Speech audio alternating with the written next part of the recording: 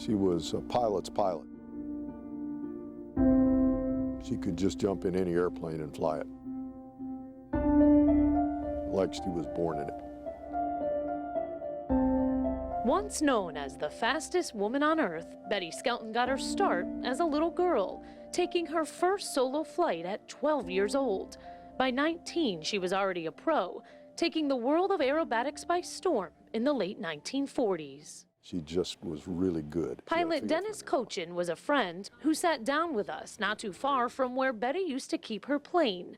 The Little Stinker, she named it, and by her third U.S. championship, both Betty and the plane were famous. What do you think people on the ground were thinking, not only at what she was doing, what she was able to do, but the fact that she was a woman? A woman. Well, probably some of them couldn't believe it. Betty set record after record.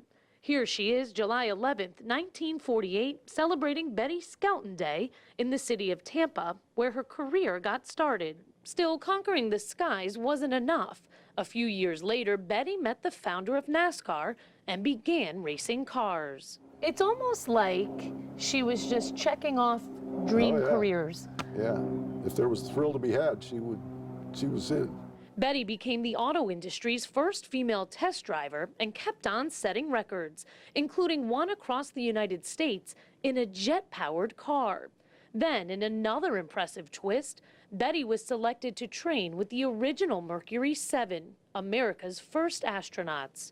Should a girl be first in space? The question and Betty gracing the front page of Look magazine. Inside, all the tests and simulations Betty was put through.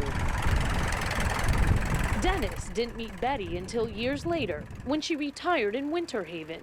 Betty once called him, he says, for a quick refresher course in flying seaplanes. Well, I don't want to say that I taught her anything. I think she taught me.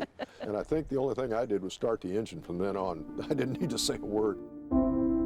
That's because Betty was a natural, a pilot's pilot, who paved the way for generations to come.